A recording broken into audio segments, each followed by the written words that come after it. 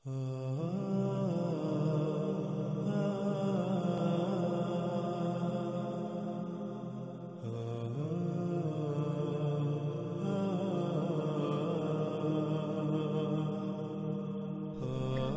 ہمارا موضوع ہے دابۃ الارض یا دابہ من الارض، جس کے بارے میں جو آج تک پھیلایا گیا اور زبان زد عام ہے وہ یہ ہے کہ قیامت سے پہلے زمین سے ایک جانور نکلے گا جو لوگوں سے باتیں کرے گا۔ زمین سے جانور کا نکلنا قیامت کی سب سے آخری اور بڑی علامات میں سے ایک ہے، اور یہ جانور سورج کے مغرب سے طلوع ہونے کے بعد نکلے گا۔ جب یہ جانور نکلے گا تو تب توبہ کا دروازہ بند ہو چکا ہوگا، یعنی سورج کا مغرب سے طلوع ہونا توبہ کا دروازہ بند ہونا ہے، اور جب سورج مغرب سے نکل چکا ہوگا اور توبہ کا دروازہ بند ہو چکا ہوگا تو اس کے بعد یہ جانور زمین سے نکلے گا اور لوگوں سے باتیں کرے گا۔ لیکن ناظرین، حقیقت کیا ہے؟ اس پر ہم الحمدللہ اللہ کے فضل سے ہر پہلو سے اور ہر لحاظ سے اس طرح کھول کر بات کریں گے کہ حق روز روشن کی طرح کھل کر واضح ہو جائے۔ اب آتے ہیں اپنے موضوع کی طرف۔ دابۃ الارض یا دابہ من الارض سب سے آخری اور بڑی علامات اور اشراط الساعۃ میں سے ایک ہے۔ علامات الساعۃ کی سب سے آخری علامت عیسیٰ ابن مریم علیہ السلام کی بعثت ہے۔ عیسیٰ ابن مریم علیہ السلام کی موجودگی میں ایک عظیم واقعہ رونما ہوگا جو کہ ایک عظیم عذاب ہوگا، جسے اللہ سبحانہ و تعالیٰ نے قرآن میں القاریہ کہا ہے، جو کہ تاریخ انسان کی مجموعی طور پر 5ویں اور آخری ایٹمی تباہی ہوگی، یعنی عالمی ایٹمی جنگ۔ اس کی تفصیل بھی انشاءاللہ اللہ کے فضل سے آئندہ ایک ساتھ میں آئے گی۔ عیسیٰ ابن مریم علیہ السلام جو کہ علامات الساعۃ الکبریٰ میں سے سب سے آخر پر ہیں، ان سے پہلے دخان ہیں، اور دخان سے پہلے دابۃ الارض، یوں یعنی دابۃ الارض علامات الساعۃ الکبریٰ میں تیسری آخری علامت ہے۔ ناظرین، آگے بڑھنے سے پہلے یہاں کچھ الفاظ کو سمجھنا بہت ضروری ہے، کیونکہ ان الفاظ کے غلط تراجم و معنی ایسے پھیلا دیے گئے کہ نہ صرف وہ اتنے عام ہو گئے کہ زبان زد عام ہو گئے، بلکہ اس وجہ سے حق چھپ گیا، یوں اکثریت حق کو سمجھنے سے محروم ہو گئی۔ ان میں پہلا لفظ ہے الساعۃ۔ ناظرین، قرآن میں مجموعی طور پر 36 مقامات پر 40 بار اس لفظ کا استعمال ہوا ہے۔ یہاں یہ بات ذہن میں رہے، لفظ الساعۃ کی بات ہو رہی ہے، نہ کہ صرف سات کی۔ الساعۃ اور سات میں کیا فرق ہے، اس پر بھی آگے بات ہوگی۔ پہلے اس پر بات کریں گے کہ آج تک اس لفظ کا کیا ترجمہ کیا جاتا رہا۔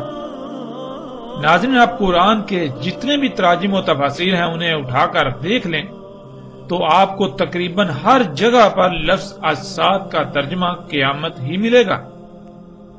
مثلا کچھ مقامات کو ہم آپ کے سامنے رکھتے ہیں اور پھر فیصلہ آپ خود کیجئے گا کہ قرآن کے ساتھ کتنا بڑا کھلواڑ کیا گیا، کہ کیسے قرآن کو تراجم کی صورت میں بدلا گیا۔ ناظرین، ہم وقت کی قلت اور کم وقت میں موضوع کو مکمل کرنے کی غرض سے مکمل آیات کا ترجمہ بیان نہیں کریں گے، بلکہ ہم آیات میں صرف انہی مقامات کا ترجمہ بیان کریں گے جہاں لفظ الساعۃ کا استعمال ہوا ہے۔ اس وقت آپ سکرین پر دیکھ سکتے ہیں سورہ یوسف آیت نمبر 107، جس میں لفظ الساعۃ کا ذکر ہوا ہے، اور مترجم ہے مفتی محمد نعیم۔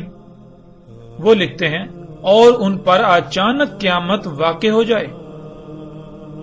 پھر مفتی تقی عثمانی لکھتے ہیں، یا ان پر قیامت اچانک ٹوٹ پڑے۔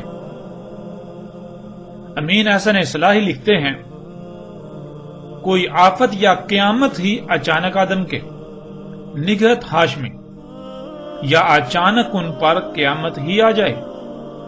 ابو العلا مودودی، یا بے خبری میں قیامت کی گھڑی اچانک ان پر نہ آ جائے۔ احمد رضا خان، یا قیامت ان پر اچانک آ جائے۔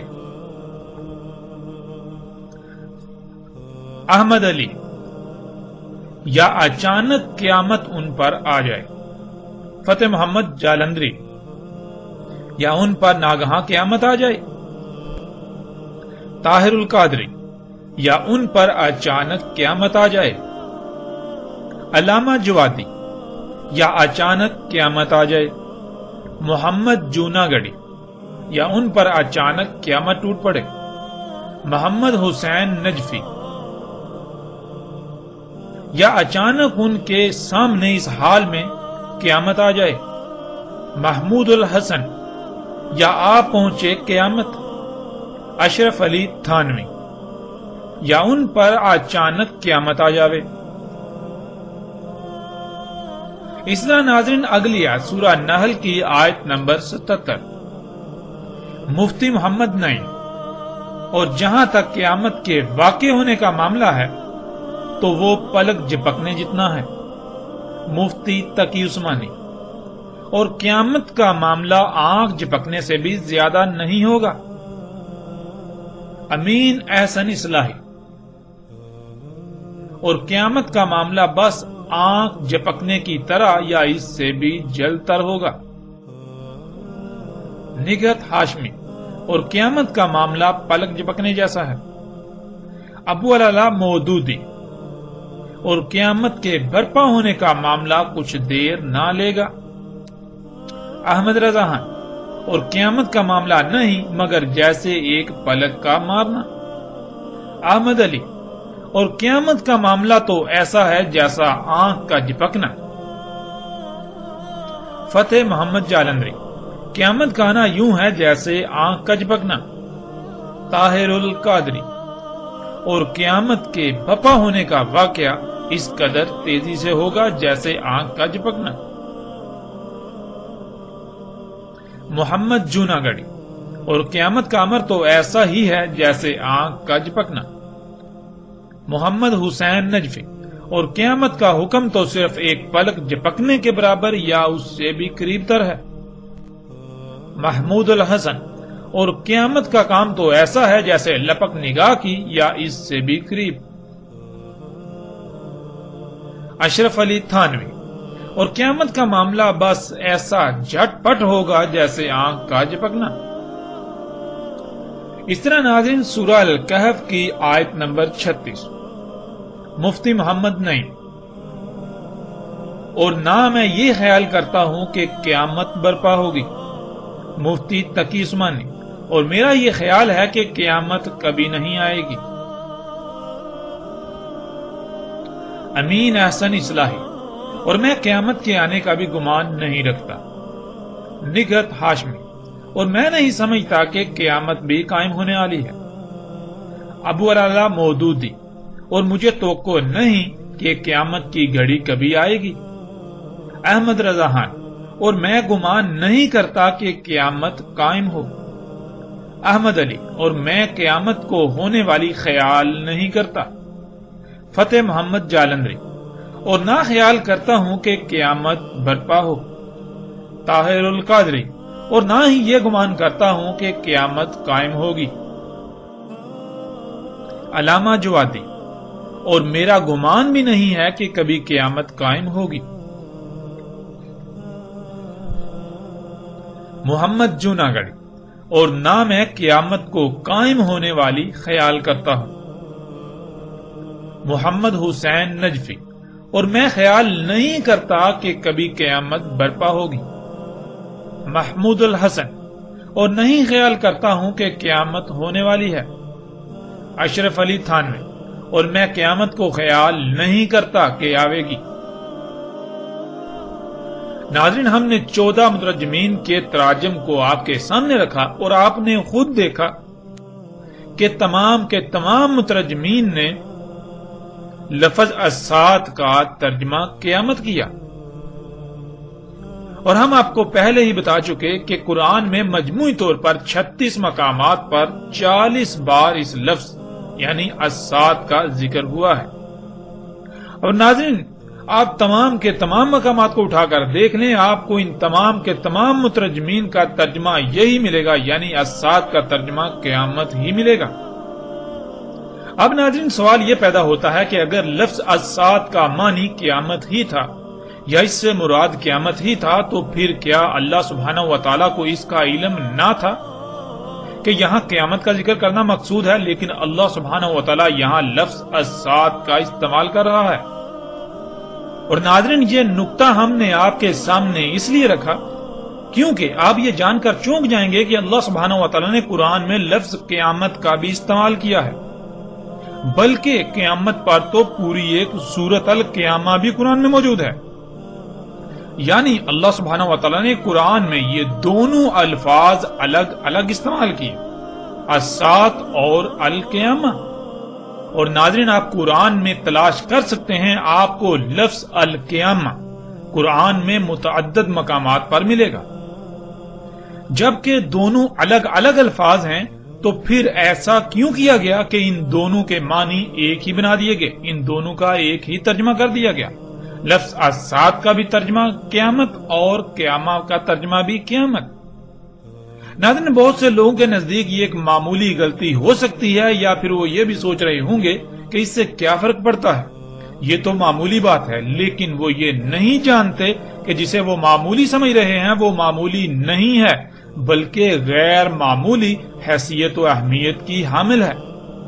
اس کے نقصانات کیا ہیں، ہم آپ پر واضح کیے دیتے ہیں۔ سب سے پہلی بات یہ کہ آپ نے قرآن میں یہ تو پڑھا ہوگا کہ اللہ الحکیم ہے، یعنی اللہ کا ایک اسم الحکیم ہے، اور یہ لفظ قرآن میں متعدد مقامات پر آیا ہے۔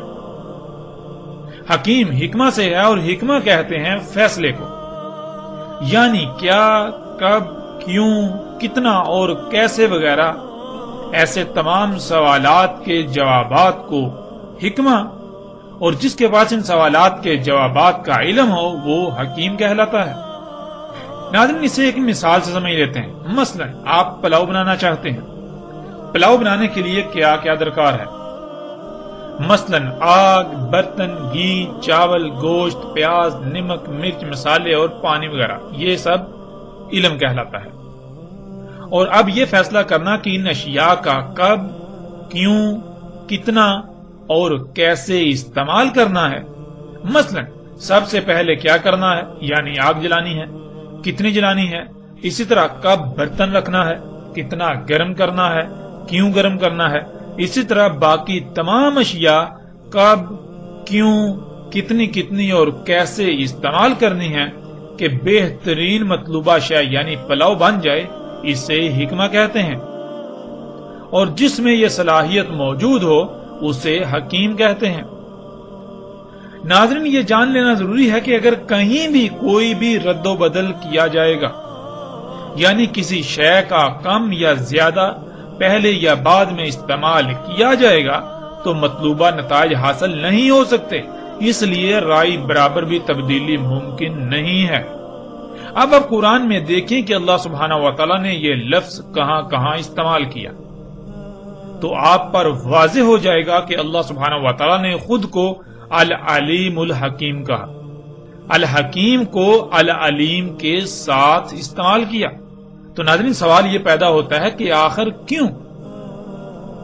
تو اس کا جواب یہ ہے کہ اللہ العلیم ہے، نہ صرف العلیم ہے بلکہ وہ الحکیم بھی ہے، یعنی اس علم کا کب، کہاں، کیوں، کتنا اور کیسے استعمال کرنا اللہ میں یہ صلاحیت موجود ہے، یہ ہے الحکیم ہونا۔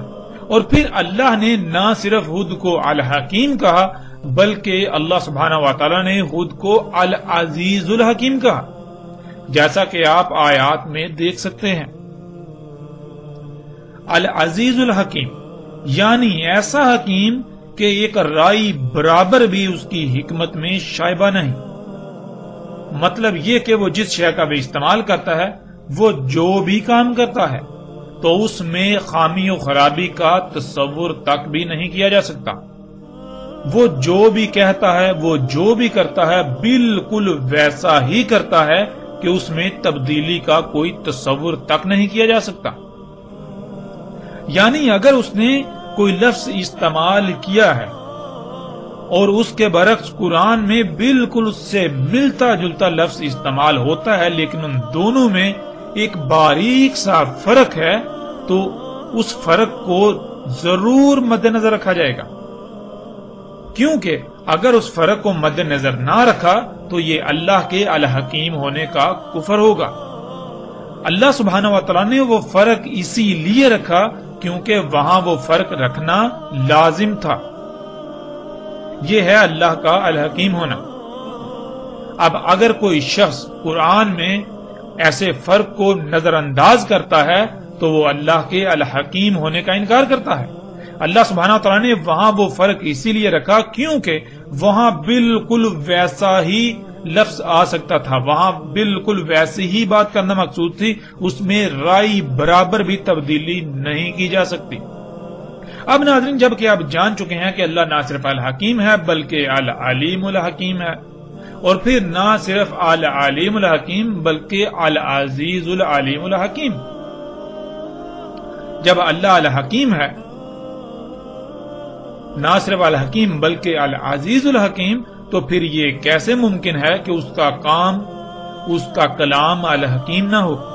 بلا شک و شبہ پھر اللہ سبحانہ و تعالیٰ کا ہر کام حکمت سے بھرپور ہے۔ قرآن اللہ کا کلام ہے تو پھر یہ بھی الحکیم ہے، جیسا کہ آپ قرآن میں ہی دیکھ سکتے ہیں۔ سکرین پر آپ کو آیت نظر آ رہی ہے، سورہ یاسین آیت نمبر 2، والقرآن الحکیم۔ تو ناظرین، اللہ سبحانہ و تعالیٰ نے اسی قرآن میں القرآن کو الحکیم کہا، یعنی القرآن میں جہاں جہاں جو الفاظ بیان کیے، جو آیات آئیں، جو حروف آئے، ان میں رائی برابر بھی تبدیلی نہیں کی جا سکتی۔ اللہ سبحانہ و تعالیٰ نے بالکل ویسے ہی الفاظ استعمال کیے جیسے الفاظ استعمال کرنا مقصود تھے۔ اگر کوئی ان کو نظر انداز کرتا ہے تو وہ نہ صرف اللہ کے الحکیم ہونے کا کفر کرتا ہے، انکار کرتا ہے، بلکہ وہ القرآن کے الحکیم ہونے کا بھی کفر کرتا ہے، انکار کرتا ہے۔ ناظرین، اب آپ خود غور کریں کہ جب اللہ العزیز الحکیم ہے تو پھر اس کا ہر کام بھی عزیز الحکیم ہے، اس کا کلام قرآن بھی عزیز الحکیم ہے، تو پھر یہ کیسے ہو سکتا ہے کہ اللہ لفظ الساعت کا استعمال کرے اور اللہ کے علاوہ دوسرے الساعت کو القیامہ بنا دیں؟ یہ کیسے ہو سکتا ہے؟ کیا قرآن الحکیم نہیں؟ کیا اللہ الحکیم نہیں؟ ناظرین، اگر قرآن میں قیامہ لفظ موجود نہ ہوتا تو کہا جا سکتا تھا کہ الساعت کا ترجمہ القیامہ ہی ہے، لیکن جب لفظ القیامہ بھی قرآن میں موجود ہے تو پھر ایسے لوگوں کو کس نے یہ اختیار دیا کہ وہ الساعت لفظ کو بدل دیں؟ ان کو یہ کس نے اختیار دیا کہ وہ قرآن کے الحکیم ہونے کا کفر کر دیں؟ ان کو کس نے یہ اختیار دیا کہ وہ اللہ کے الحکیم ہونے کا کفر کر دیں؟ اللہ سبحانہ و تعالی لفظ الساعت استعمال کر رہا ہے اور یہ اس لفظ کو القیامہ سے بدل رہے ہیں۔ آخر ان لوگوں کو یہ اختیار کس نے دیا؟ کیا یہ قرآن کے ساتھ کھلواڑ نہیں ہے؟ کیا یہ انتہائی غیر معمولی غیر ذمہ داری کا مظاہرہ نہیں ہے؟ ناظرین، کیا آپ جانتے ہیں ایسا کرنا انسان کا یہ عملاً اس بات کا اقرار ہوتا ہے، اس کا عملاً یہ دعویٰ ہوتا ہے کہ اللہ الحکیم نہیں، اس کا کلام قرآن الحکیم نہیں ہے۔ جن جن لوگوں نے ایسا کیا انہوں نے عملاً اس بات کا اقرار کیا، عملاً اس بات کا دعویٰ کیا کہ اللہ الحکیم نہیں ہے، اللہ کا کلام قرآن الحکیم نہیں ہے۔ تو ناظرین، یہ ہے پہلا بڑا نقصان اس غلطی کا۔ یہ نقصان کتنا شدید ہے یہ آپ اس وقت ہی جان سکیں گے جب آپ اس کی گہرائیوں میں جائیں گے، اس میں غور و فکر کریں گے۔ اور ناظرین، اس کا دوسرا اور انتہائی تباہ کن نقصان یہ ہے کہ قیامت اللہ سبحانہ و تعالیٰ لائے گا، یعنی قیامت اللہ سبحانہ و تعالیٰ لائے گا، لیکن الساعت انسانوں کے اپنے ہی ہاتھوں سے کیے ہوئے اعمال کا بیانت نتیجہ ہوگا جس سے وہ دوچار ہوں گے۔ جب الساعت کو قیامت قرار دیا جاتا ہے تو پھر ہر شخص کے ذہن میں یہی بات ہوتی ہے کہ قیامت تو اللہ خود لائے گا، اس میں انسانوں کا کوئی عمل دخل نہیں۔ لیکن ناظرین، حقیقت یہ ہے کہ ایسا کہنا اللہ سبحانہ و تعالیٰ پر بہتان عظیم ہے، ایسا بہتان کہ آپ تصور بھی نہیں کر سکتے کہ اللہ اس بہتان پر کتنا غضبناک ہوتا ہے۔ اور اس بہتان سے کائنات میں تباہ کن نقصانات کا دروازہ کھل جاتا ہے۔ ناظرین، اس سے پہلے کہ ہم آگے بڑھیں دعوت الارض کے موضوع پر بات کرنے کے لیے باقی الفاظ کی طرف، ہم یہ جان لیں کہ الساعت کیا ہے۔ ناظرین، اس میں اصل لفظ سات ہے اور سات کے شروع میں الف لام کا اضافہ ہے۔ سات کسے کہتے ہیں؟ اسے ایک مثال سے سمجھ لیتے ہیں۔ مثلا ناظرین، آپ کی کوئی شے خراب ہوگی اور آپ اسے مستری کے پاس لے کر جاتے ہیں۔ آپ مستری کو کہتے ہیں کہ اسے ٹھیک کر دو، تو مستری کہتا ہے ٹھیک کر دوں گا، لیکن اس کے لیے اتنی قیمت اور اتنا وقت درکار ہے، یعنی یہ فلاں وقت پر بالکل ٹھیک ہو جائے گی۔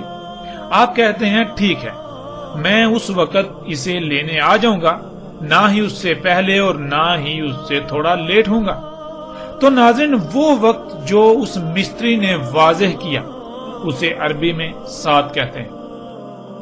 مثلا جیسے کہ کھانا کب تک بن جائے گا، آگے سے جواب آتا ہے جی کھانا فلاں وقت تک بن جائے گا، تو کھانا جس وقت تیار ہو جائے گا وہ وقت سات کہلائے گا۔ ایسے ہی آپ درجنوں مثالیں لے سکتے ہیں۔ جیسے کوئی شخص ایسا کام کر رہا ہو جس کا نتیجہ تباہ کن ہو، آپ اسے پہلے ہی اس انجام سے متنبہ کر دیں کہ دیکھو یہ نہ کرو ورنہ وہ وقت آ جائے گا کہ تمہیں شدید ترین تباہی یا نقصان سے دوچار ہونا پڑے گا۔ تو وہ وقت جب اس تباہی کا آنا ہے جس سے آپ نے متنبہ کیا، وہ سات کہلائے گا۔ اب ناظرین آتے ہیں لفظ السات کی طرف۔ سات کا تو آپ جان چکے، اور جب بھی عربی میں کسی لفظ کے ساتھ اس کے شروع میں الف لام کا اضافہ کیا جاتا ہے تو وہ بالکل ایسے ہی ہوتا ہے جیسے انگلش میں کسی شے کے ساتھ دی یا دا لگایا جاتا ہے، یعنی کسی شے کو اسپیسیفائی کرنے کے لیے، مخصوص کرنے کے لیے۔ السات، سات کے ساتھ الف لام، یعنی کوئی مخصوص وقت ہے جس کا ذکر کیا جا رہا ہے، کوئی مخصوص گھڑی۔ اور وہ السات یعنی مخصوص وقت کیا ہے، اس کا اللہ سبحانہ و تعالیٰ نے قرآن میں جگہ جگہ تفصیل کے ساتھ ذکر کیا۔ اس پر تفصیل کے ساتھ آئندہ الگ موضوع کے تحت بات ہوگی، لیکن یہاں ہم مختصراً بیان کرتے ہوئے آگے بڑھیں گے۔ ناظرین، اللہ سبحانہ و تعالیٰ نے قرآن میں یہ بالکل واضح کر دیا کہ اللہ نے زمین و آسمانوں میں میزان وضع کیا۔ میزان یعنی توازن قائم کیا۔ آپ اپنی ہی ذات میں غور فکر کریں تو آپ پر واضح ہو جائے گا کہ کیسے آپ کے جسم میں ایک بہترین توازن قائم ہے۔ جب تک یہ توازن برقرار رہتا ہے تو جسم بالکل ٹھیک رہتا ہے، اور جیسے ہی اس توازن میں بگاڑ آتا ہے تو جسم میں خرابیاں ظاہر ہوتی ہیں، جنہیں بیماریوں کا نام دیا جاتا ہے۔ ناظرین، میزان کہتے ہیں جو شے جیسی جیسی درکار ہو بالکل ویسی ہی بنائی جائے، پھر ہر شے کو جو اس کا مقام ہے اس پر ایسے فٹ کر دیا جائے کہ ایک بہترین توازن قائم ہو جائے۔ جب تک وہ توازن برقرار رہے گا تو اس مشین میں کسی بھی قسم کی کوئی خرابی پیدا نہیں ہوگی، وہ بالکل ٹھیک رہے گی۔ اور جیسے ہی اس میں کوئی تبدیلی کی جائے گی تو اس میں قائم توازن بگڑ جائے گا، اس توازن میں بگاڑ پیدا ہوگا، جس کا نتیجہ خرابیوں اور بالآخر تباہیوں کی صورت میں ظاہر ہوگا۔ ناظرین، گزشتہ ایک ساتھ میں اس کی وضاحت ہو چکی۔ اللہ سبحانہ و تعالیٰ نے آسمانوں اور زمین کو بالکل ایک مشین کی مانند خلق کیا۔ تمام مخلوقات ایک مشین کے مختلف پرزوں کی مانند ہیں۔ جیسے ایک مشین میں تمام پرزے جب تک اپنے اپنے مقام پر رہتے ہوئے اپنی اپنی ذمہ داری پوری کریں گے تو وہ مشین بالکل ٹھیک رہے گی، بالکل ایسے ہی اللہ سبحانہ و تعالیٰ نے زمین اور آسمانوں میں لاتعداد مخلوقات کو خلق کر کے ان کے مقامات پر لگا دیا تاکہ وہ اپنی اپنی ذمہ داری پوری کریں، جس سے وضع کردہ توازن برقرار رہے۔ اللہ سبحانہ و تعالیٰ نے کہا تھا کہ اس نے پہاڑوں سے زمین کا توازن قائم کیا، اور سختی کے ساتھ کہا تھا کہ اللہ کی خلق میں تبدیلی نہ کرنا، اللہ کی خلق میں چھیڑ چھاڑ نہ کرنا، اللہ کی خلق میں فطرت میں مداخلت نہ کرنا، کیونکہ اللہ نے اپنی خلق میں تبدیلی کی گنجائش رکھی ہی نہیں ہے۔ اگر اللہ کی خلق میں تبدیلی کی جائے گی تو پھر اس میں بگاڑ پیدا ہوگا، جس کا نتیجہ تباہیوں کی صورت میں سامنے آئے گا۔ ایسے ہی زمین کی مخلوقات ہوں، پھل پھول سبزیوں سمیت تمام کا تمام رزق ہو، ہواؤں اور بادلوں کا نظام ہو، زمین و آسمان میں لاتعداد چھپی ہوئی مخلوقات ہوں، ان میں چھیڑ چھاڑ کرنے، ان میں مداخلت کرنے، ان کے پیچھے پڑنے سے منع کیا، ان میں کسی بھی قسم کی تبدیلی کرنے سے منع کیا تھا، ورنہ اگر ان میں چھیڑ چھاڑ کی جائے گی تو ان میں بگاڑ پیدا ہوگا، اور پھر نتیجتاً طرح طرح کی بیماریوں، مصیبتوں، تکلیفوں، زلزلوں، سیلابوں، طوفانوں اور تباہیوں کا سامنا کرنا پڑے گا۔ ناظرین، آپ خود غور کریں کہ آپ کا جسم زمین کے عناصر سے بنا ہے، اور وہ زمین کے عناصر آپ کے جسم کی ضرورت ہوتے ہیں، جن کو آپ بطور خوراک اپنے جسم کو فراہم کرتے ہیں۔ ان کی مقدار، ان کا معیار، یہ سب کون طے کرے گا؟ ظاہر ہے وہی جو ان کا خالق ہے، جو اس جسم کا خالق ہے، اور اگر ان کے معیار میں، ان کی مقدار میں کسی بھی قسم کی تبدیلی کی جائے گی تو کیا جسم میں توازن برقرار رہے گا؟ سوال ہی پیدا نہیں ہوتا۔ جسم میں قائم توازن بگڑ جائے گا۔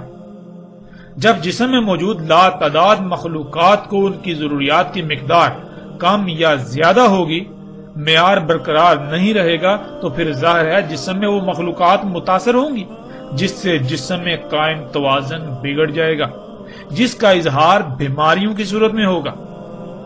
اب اگر ان بیماریوں یعنی جسم میں ہونے والی خرابیوں کو دور نہیں کیا جائے گا تو پھر ظاہر ہے ایک وقت ایسا آئے گا جب جسم موت کا شکار ہو جائے گا، یعنی آخری بڑی تباہی کا شکار ہوگا۔ ایسے ہی ناظرین، جب زمین و آسمانوں میں ترقی کے نام پر چھیڑ چھاڑ کی جائے گی، ان میں فساد کیا جائے گا، پہاڑوں کو کاٹ کاٹ کر زمین کا توازن بگاڑ دیا جائے گا، تو کیا زلزلے نہیں آئیں گے؟ رزق میں زیادہ اور جلد پیداوار کے حصول کے لالچ میں چھیڑ چھاڑ کی جائے گی، اس میں جنیاتی تبدیلیاں کی جائیں گی، تو کیا اس رزق کا استعمال کرنے والے انسان ہوں یا باقی جاندار، کیا ان کے اجسام میں اللہ کے وضع کرتا میزان میں خسارہ نہیں ہوگا؟ اور نتیجتاً بیماریوں کا شکار نہیں ہوں گے، مفلوج نہیں ہوں گے؟ زمین میں قدرتی وسائل کے حصول کے نام پر زمین کا خون نکالا جائے گا، زمین سے وہ عناصر نکالے جائیں گے جن کے بغیر زمین ناکارہ ہو جائے، تو پھر کیا زمین میں بگاڑ نہیں ہوگا؟ زمین جگہ جگہ سے دنسے گی نہیں؟ بادلوں میں ہواؤں کے نظام میں چھیڑ چھاڑ کی جائے گی تو کیا بادلوں کا نظام ٹھیک رہے گا؟ اس میں قائم توازن نہیں بگڑے گا اور نتیجتاً طوفان، آندیاں اور سیلاب نہیں آئیں گے؟ زمین پر ترقی کے نام پر طرح طرح کی گیسوں کا اخراج کیا جائے گا جس سے فضا زہر آلود ہو جائے گی، تو سانس اور جلد کی بیماریوں کے ساتھ ساتھ طرح طرح کی تباہیوں کا سامنا نہیں کرنا پڑے گا؟ کیا زمین پر درجہ حرارت بڑھنا شروع نہیں ہو جائے گا؟ کیا آسمان یعنی زمین کے گرد گیسوں کی 7 تہوں پر مشتمل تہ در تہ حساس ترین حصار متاثر نہیں ہوگا؟ وہ پھٹے گا نہیں؟ ناظرین، یہی سب اللہ سبحانہ و تعالیٰ نے کہا تھا کہ جب تم فطرت میں چھیڑ چھاڑ کرو گے، اللہ کی خلق میں تبدیلیاں کرو گے، تو ان نتائج کا سامنا کرنا پڑے گا۔ اور جیسے جب تک بیماری لا علاج نہیں ہوتی تب تک علاج ممکن ہوتا ہے، اس وقت تک علاج کر لیا جائے تو بیماری سے چھٹکارا مل جاتا ہے، ورنہ اگر وقت ہاتھ سے نکل جائے تو نہ صرف بیماری لا علاج ہو جاتی ہے بلکہ پھر آخری بڑے نتیجے کا سامنا کرنا پڑتا ہے جو جسم کو مکمل طور پر نکارہ بنا دیتا ہے، اور وہ موت ہے۔ بالکل اسی طرح ناظرین، آج آپ اپنی آنکھوں سے دیکھ رہے ہیں انسانوں کے اپنے ہی ہاتھوں سے کیے جانے والے مفسد اعمال جنہیں وہ ترقی کا نام دیتے ہیں، ان کی وجہ سے دنیا میں طرح طرح کی بیماریاں، مصیبتیں، تکالیف، جنگ و جدل، سیلاب، طوفان، آندیاں، زلزلے، زمین کا جگہ جگہ سے دھنسنا، زمین اور پہاڑوں کا ٹل جانا وغیرہ، کیا یہ سب رک جائے گا؟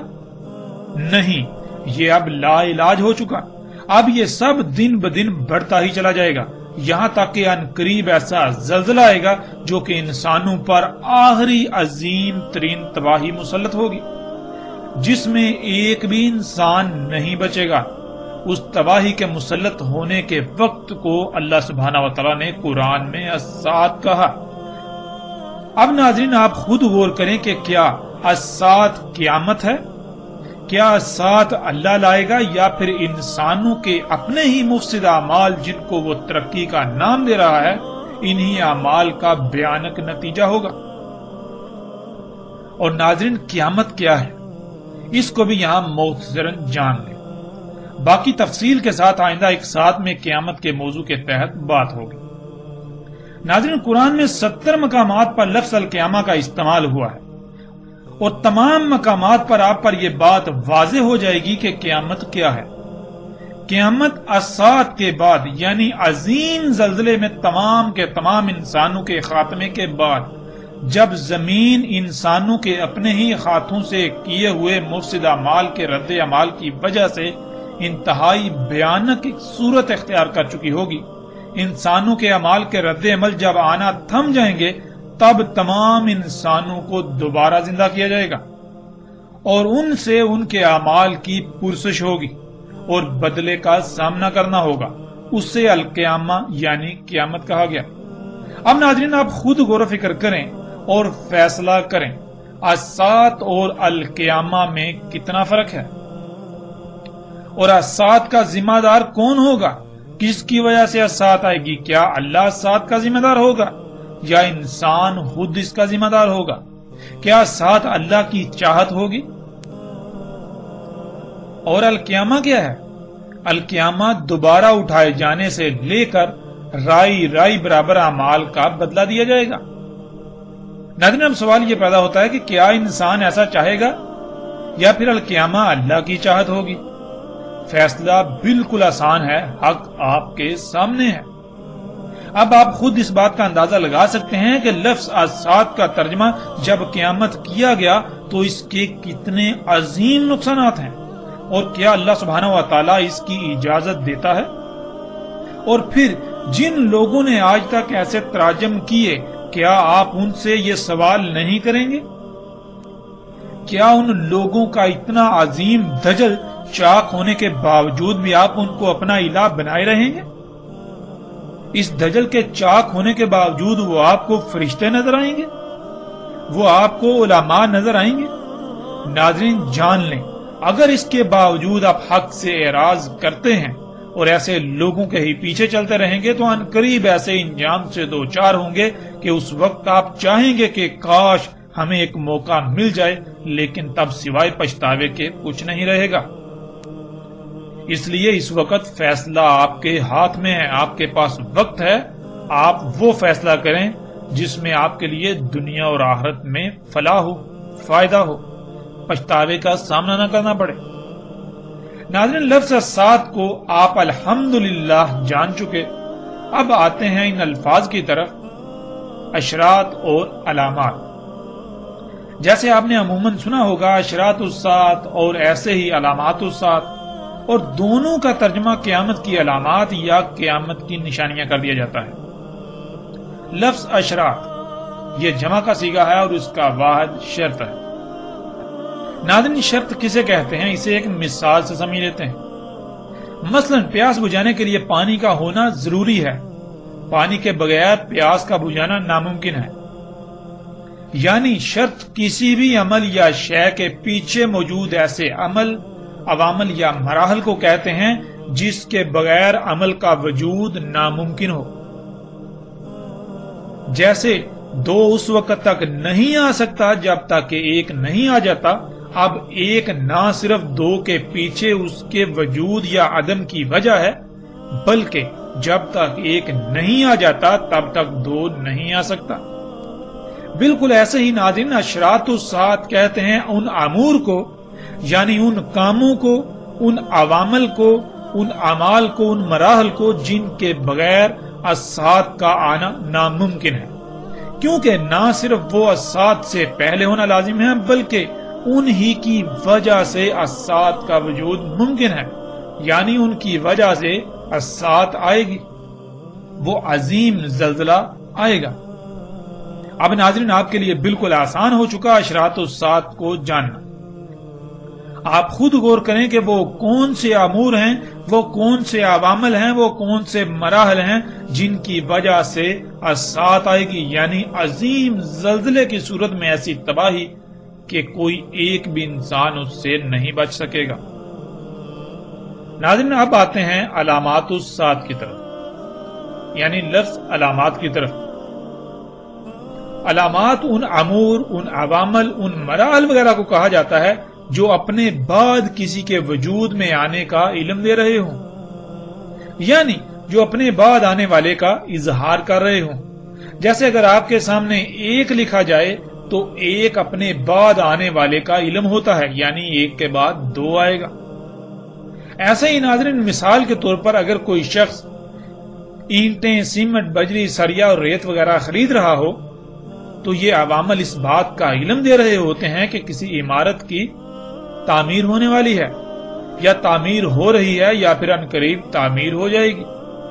یعنی علامات ان عوامل، امور یا مراحل وغیرہ کو کہا جاتا ہے جو مستقبل قریب یا بعید میں آنے والے کا علم دے رہے ہوں۔ اب ناظرین غور کریں، آج جو زلزلے آ رہے ہیں، جن وجوہات کی بنا پر یہ زلزلے آ رہے ہیں، اگر ان وجوہات کو دور نہیں کیا جائے گا، ان کی اصلاح نہیں کی جائے گی، تو پھر کیا یہ زلزلے رک جائیں گے؟ یا پھر یہ قانون فطرت ہے کہ خرابی کو دور نہ کیا جائے تو وہ دن بدن بڑھتی ہی چلی جائے گی، یہاں تک کہ وہ اپنے انجام کو نہ پہنچ جائے۔ جب قانون فطرت یہ ہے تو پھر یہ زلزلے دن بدن بڑھتے ہی چلے جائیں گے۔ آج ان زلزلوں میں درجنوں، سینکڑوں، ہزاروں اور لاکھوں لوگ مر رہے ہیں، تو جیسے جیسے یہ زلزلے بڑھتے چلے جائیں گے تو اموات بھی بڑھتی چلے جائیں گی، یہاں تک کہ بڑھتے بڑھتے اتنا بڑا زلزلہ آئے گا کہ کوئی ایک انسان بھی اس زلزلے میں سے نہیں بچ پائے گا، جسے الساعت کہا گیا۔ تو ناظرین غور کریں، کیا یہ زلزلے علام نہیں ہیں الساعت کا؟ یعنی یہ زلزلے عن قریب ایک عظیم زلزلے کا علم ظاہر نہیں کر رہے؟ بالکل کر رہے ہیں، اس وجہ سے انہیں علامات الساعت کہا گیا۔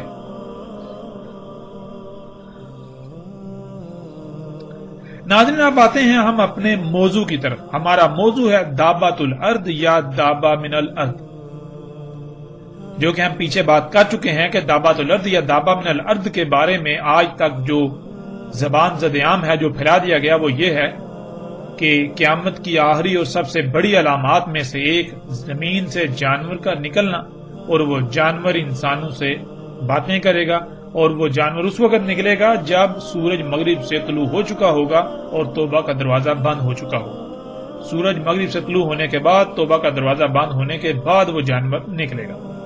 اب حقیقت کیا ہے، ہم آتے ہیں اس طرف۔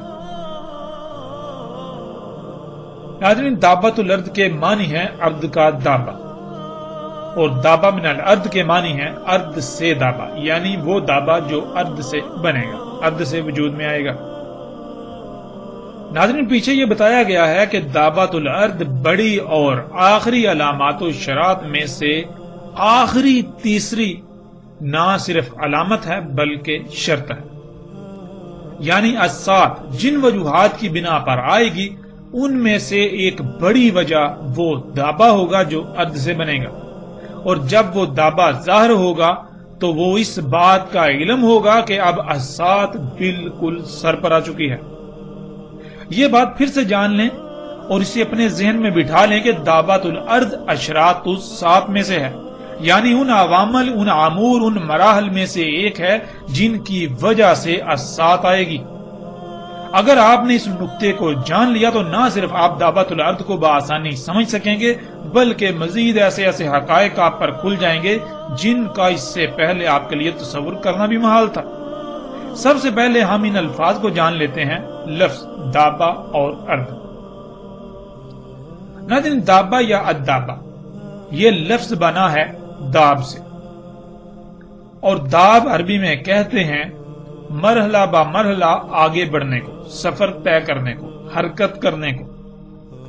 یعنی اگر آپ زمین میں دیکھیں تو آپ کو مخلوقات کی ایک کثیر تعداد ایسی ملے گی جو خود بخود حرکت نہیں کرتی، یعنی ساکت مخلوقات، جیسے درخت، پہاڑ، فصلیں، پھل، پھول، سمندر۔ اس طرح آپ کو ایک کثیر تعداد نظر آئے گی۔ اب اس کے برعکس دوسری قسم کی مخلوقات ہیں جو کہ حرکت کرتی ہیں، جیسے کہ تیر کر، رینگ کر، چل کر یا اڑ کر۔ تو ناظرین، یہ جتنی بھی حرکت کرنے والی مخلوقات ہیں انہیں دابہ کہا جاتا ہے، یعنی حرکت کرنے والی مخلوقات، مرحلہ با مرحلہ، سٹیپ بائی سٹیپ آگے بڑھنے والی مخلوقات، مرحلہ با مرحلہ، سٹیپ بائی سٹیپ سفر طے کرنے والی مخلوقات۔ اب آپ جس زاویے سے بھی غور کریں گے تو آپ کو ان میں یہی بات نظر آئے گی، نہ صرف یہ سٹیپ بائی سٹیپ یعنی مرحلہ با مرحلہ سفر کرتی ہیں، حرکت کرتی ہیں، بلکہ یہ بالکل اسی طرح مرحلہ با مرحلہ وجود میں آئی۔ جب زمین مکمل ہوئی تو سب سے آخر میں خلا سے جمے ہوئے پانی کے شہابیوں کی بارش ہوئی۔ ان شہابیوں کے زمین پر آ کر پگھلنے کی وجہ سے پانی وجود میں آیا۔ اس سے پہلے زمین پر خلا سے 3 مراحل میں ایسا مواد آ چکا تھا اور وہ کیمیائی عوامل سے گزر کر اپنے اپنے مقام پر پہنچ چکا تھا، جس کا تعلق زمین پر حیات سے تھا، زمین پر زندگی سے تھا یا زندگی سے ہے۔ یوں زمین پر زندگی سے تعلق رکھنے والے چوتھے اور آخری مرحلے میں زمین کے پانی پر اترنے سے ان کیمیائی عناصر کے ساتھ پانی کا اختلاط ہوا تو پانی میں زندگی وجود میں آئی، یعنی پانی میں کیڑوں کی ابتدا ہوئی۔ وہ مرحلہ با مرحلہ آگے بڑھتی گئیں، یعنی ان میں اضافہ ہوتا چلا گیا، جسے آپ ارتقاء کا نام دے سکتے ہیں۔ یعنی لفظ داب کو جو آسان ترین معنی دیا جا سکتا ہے وہ ہے ارتقاء، اسی سے ہے دابا، یعنی سٹیپ بائی سٹیپ، مرحلہ با مرحلہ آگے بڑھنا۔ یوں پانی میں ان کیڑوں کے وجود میں آنے سے ان سے پانی میں تیرنے والی مخلوقات وجود میں آئیں، پھر ان سے ایسی مخلوقات وجود میں آئیں جو کہ پانی اور خشکی دونوں میں زندہ رہ سکتی ہیں۔ تیرنے والی مخلوقات سے رینگنے والی مخلوقات، رینگنے والی مخلوقات سے چلنے والی مخلوقات، اور چلنے والی مخلوقات سے اڑنے والی مخلوقات وجود میں آئیں۔ اس طرح یہ تمام حرکت کرنے والی مخلوقات نہ صرف مرحلہ با مرحلہ حرکت کرتے کرتے آگے بڑھتی ہیں، بلکہ یہ اسی طرح مرحلہ با مرحلہ حرکت کرتے کرتے وجود میں آئیں۔ ناظرین، اس طرح یہ تمام کی تمام حرکت کرنے والی مخلوقات نہ صرف مرحلہ با مرحلہ، سٹیپ بائی سٹیپ حرکت کرتی ہیں، آگے بڑھتی ہیں، سفر کرتی ہیں، بلکہ یہ اسی طرح مرحلہ با مرحلہ حرکت کرتے کرتے وجود میں آئیں۔ اسی طرح ناظرین، ہم دیکھتے ہیں کہ اللہ سبحانہ و تعالیٰ نے قرآن میں دابہ کے بارے میں کیا رہنمائی کی۔ اللہ سبحانہ و تعالیٰ نے قرآن میں دابہ کسے کہا؟ ناظرین، قرآن میں 14 مقامات پر لفظ دابہ کا استعمال ہوا اور اس کی جمع کا صیغہ دواب 4 مقامات پر استعمال ہوا۔ اس کے علاوہ جس سے یہ لفظ بنا یعنی دال، اس کا استعمال بھی 4 مقامات پر ہو۔ یوں ناظرین، دابہ اور دواب کی صورت میں مجموعی طور پر پورے قرآن میں 22 مقامات پر اس لفظ کا استعمال ہوا۔ ناظرین، ان 22 مقامات کو اگر سامنے رکھا جائے تو بالکل کھل کر واضح ہو جائے گا کہ دابہ کے معنی کیا ہیں۔ بذات خود بشر انسان کو بھی قرآن میں دابہ کہا گیا، کیونکہ بشر بھی حرکت کرنے والی مخلوقات میں سے ایک ہے۔ ناظرین، لفظ دابہ کو سمجھنے کی غرض سے اور موضوع کی طوالت سے بچنے کے لیے ہم چند آیات پر بات کریں گے۔ باقی تمام آیات پر اِنَّا عَلَيْنَا بِيَانَهُ کے تحت قرآن پر آنے والی ایک ساتھ میں اس موضوع پر مکمل تفصیل کے ساتھ بات کریں گے۔